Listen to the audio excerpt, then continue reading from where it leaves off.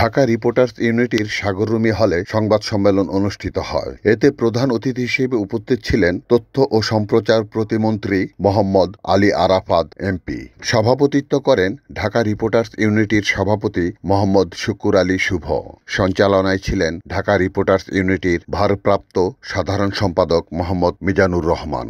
আমার অনুরোধ থাকবে যে আপনার কাছ থেকে যেহেতু তারা সেই দাবিগুলো আদায় করতে চায়, আপনি একটু কাইন্ডলি, যেহেতু সহযোগিতা সরকার করছে এবং মাননীয় প্রধানমন্ত্রী শেখ হাসিনা ছাড়া আর কোনো প্রধানমন্ত্রী এরকম সহযোগিতা করেছে কিনা আমি জানি না, যেহেতু আমার বয়স কম, কিন্তু আমি যতটুকু দেখেছি এই লাস্ট 15 ইয়ার্স এর চেয়ে বেশি আগ্রহ করার কোনো কথা।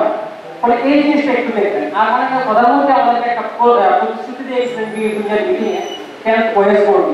সেই ওয়েস করতে আসলে হলো আমাদের মর্যাদার বিষয়, যত টাকা বিষয় তার সেই জন্য মর্যাদার বিষয়। ইনফ্লেশন রেট কোন পর্যায়ে গেছে সেটা আপনিও জানেন মাননীয় প্রধানমন্ত্রী।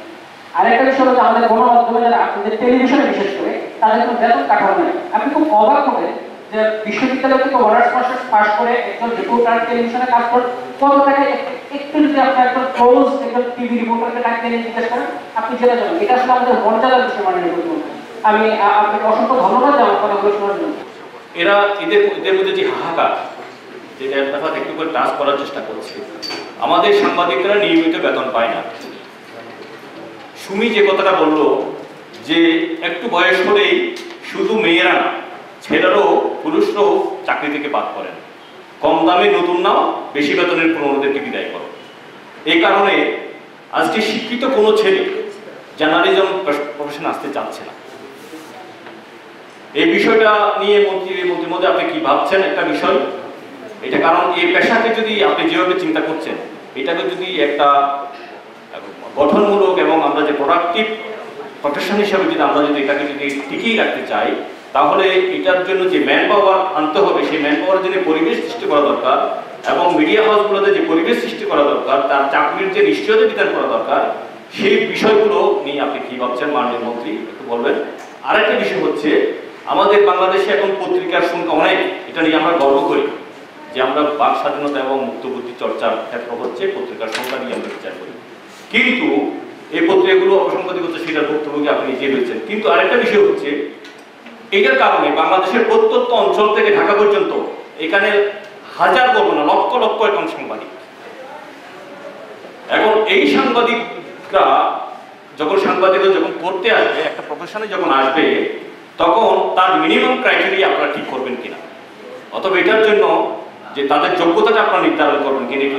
আমরা চাই, এটা ঢাকা রিপোর্টার্স ইউনিটির 2000 সদস্যদের দাবি যে এবারকার বাজেটে আমাদের ঢাকা রিপোর্টার্স ইউনিটির যে 90 কোটি টাকা বরাদ্দ থাকে, বিভিন্ন সংগঠন থেকে থাকে, যেমন সাংবাদিক একটি সংগঠনে কিন্তু 1 কোটি টাকা বরাদ্দ দিয়ে থাকে বাজেট থেকে, কিন্তু ঢাকা রিপোর্টার্স ইউনিটি একটি আমব্রেলা ভাইব্রান্ট সংগঠন, মুক্তিযুদ্ধে কথা বলে ঢাকা রিপোর্টার্স ইউনিটি, যেখানে ঢাকা রিপোর্টার্স প্রতিষ্ঠা লক্ষ্যে মাননীয় প্রধানমন্ত্রী এখানে তার নিজস্ব তহবিল অনুদান দিয়েছেন।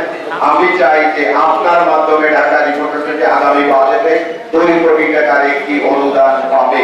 এটা আমাদের দাবি, আমাদের সকলের দাবি, সাংবাদিকদের দাবি। মাননীয় মন্ত্রী, আপনারা কিন্তু একমত, এবং আপনারা এটা শুধু আজকে না, বিভিন্ন মিটিং এ একই দাবি এসেছে যে একটা ন্যূনতম যোগ্যতার বিষয় থাকা উচিত।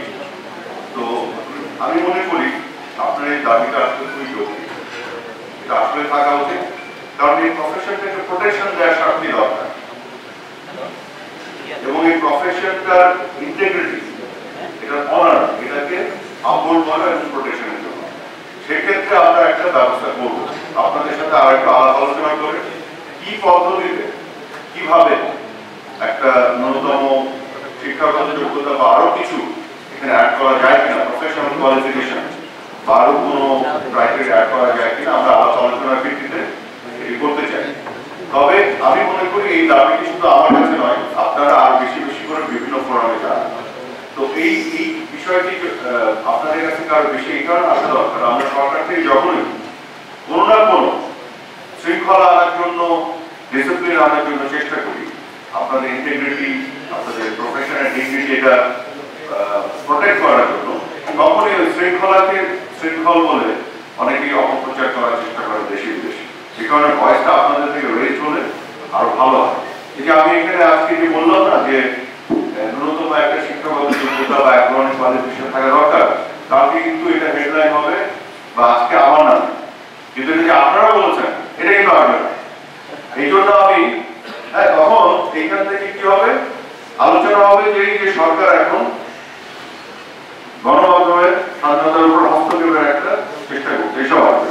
এই জন্য আমার বক্তব্যটা এইভাবে বলি যে আপনারা চাচ্ছেন এখানে শৃঙ্খলা আনতে, আমি আপনাদের সাথে একমত হচ্ছি, হয়ে আমরা এটাতে আপনাদের দাবির প্রেক্ষিতে ব্যবস্থা নিই, ঠিক আছে? এই জন্য আপনারা ভয়েসটা রেজ করেন, এটাই আমরা চাই। নিয়মটা পরিষ্কার আছে, এতটুকু বলতে চাই যে আমরা এখানে সত্যিকার অর্থে একটা পরিবর্তন আনতে চাই। বিশেষ করে আপনি যেটি বললেন কিন্তু সত্যি কথা, বঙ্গবন্ধুর কন্যা উনি কিন্তু মাননীয় প্রধানমন্ত্রী, সেই কাছে কিন্তু সত্যিকার অর্থে সাংবাদিকতা এবং সাংবাদিক বন্ধুদের কল্যাণ চিন্তা করে, এটা জেনুইনলি চিন্তা করে। বিভিন্ন সময় বলেছেন উনি আমাকে, মানে খুবই ওয়ান বৈঠকে আলাপচারিতা উনি বলছেন।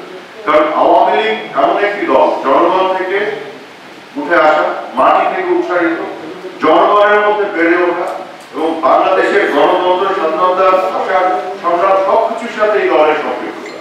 এবং এই দল মুক্ত গণমাধ্যমের সবচেয়ে বড় বেনিফিশিয়ারি এবং মুক্তিযুদ্ধের চেতনা, মুক্ত গণমাধ্যম এবং সাংবাদিকতার সবচেয়ে বড় বেনিফিশিয়ারি। এবং সাংবাদিকতা এবং আওয়ামী লীগ এবং আমাদের রাজনীতি হাত ধরে চলে, কাজে একে অপরের পরিপূরক। সেখানে আমরা আমাদেরকে আরেকটা অঙ্গ হিসেবে মনে করি, তার কল্যাণ চিন্তা করা আমাদের জন্য একেবারে অপরিহার্য। এবং এটা মন থেকে আমরা ভাবি, বিভিন্ন ধরনের বাস্তবতা তৈরি হয়, টেকনোলজির যে ডেভেলপমেন্ট, পারিপার্শ্বিকতার পরিবর্তন, ভূ রাজনীতির বিভিন্ন পরিবর্তন ঘটে যায়। এই বাস্তবতাগুলি আমাদের সামনে কুটির হয়ে দাঁড়ায় পড়ে, আমরা তখন অনেক ক্ষেত্রে ম্যানেজ করে হয়তো পারি না। তো সেইখানে আমাদের একসাথে মিলেমিশে পরামর্শের মাধ্যমে আমি মনে করি এই সমস্যাগুলি সমাধান করা অবশ্যই দরকার। বাট আমি একমত আপনাদের বক্তব্যগুলোর সাথে, একটা ওয়েস্টফুল মান মর্যাদা এগুলো খুবই প্রয়োজন এবং অর্থনৈতিক বিষয়টি আছে। ধন্যবাদ। Report Shahjahan Chowdhury, NAN TV, Dhaka.